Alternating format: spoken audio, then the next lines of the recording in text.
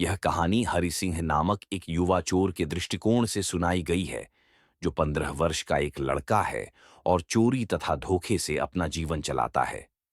बातों में चतुर और जल्दी दोस्त बनाने वाला वह अनिल से मिलता है, जो लगभग 25 वर्ष का एक दयालु, सहज युवा है।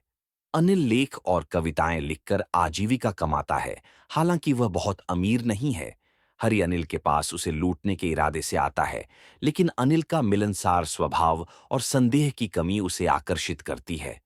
हरि की मासूम मुस्कान और खाना बनाने की क्षमता से प्रभावित होकर, भले ही भोजन बहुत खराब था, अनिल उसे नौकरी देने का फैसला करता है।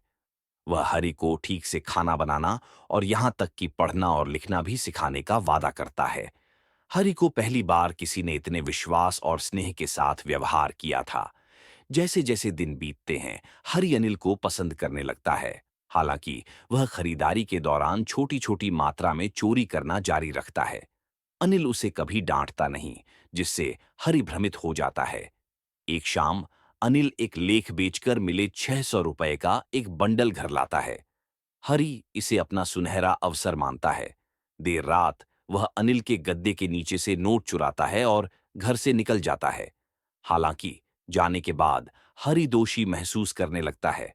वह कल्पना करता है कि अगली सुबह अनिल कितना निराश होगा, न केवल पैसे खोने के कारण बल्कि इसलिए क्योंकि उसका विश्वास टूट गया होगा। हरि को यह महसूस होता है कि अगर वह भाग गया तो वह अपने जीवन को बदलने का अवसर खो देगा। अनिल की उसे पढ़ना लिखना सिखाने की इच्छा ने उसके लिए एक नया भविष्य खोल दिया था, जो पहले किसी ने उसे पेश नहीं किया था।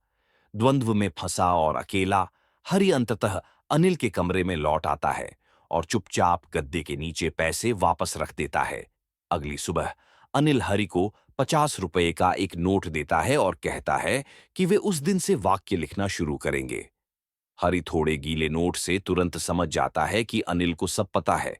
फिर भी अनिल चोरी का कोई जिक्र नहीं करता और क्षमा दिखाते हुए हरि को एक और मौका देता है।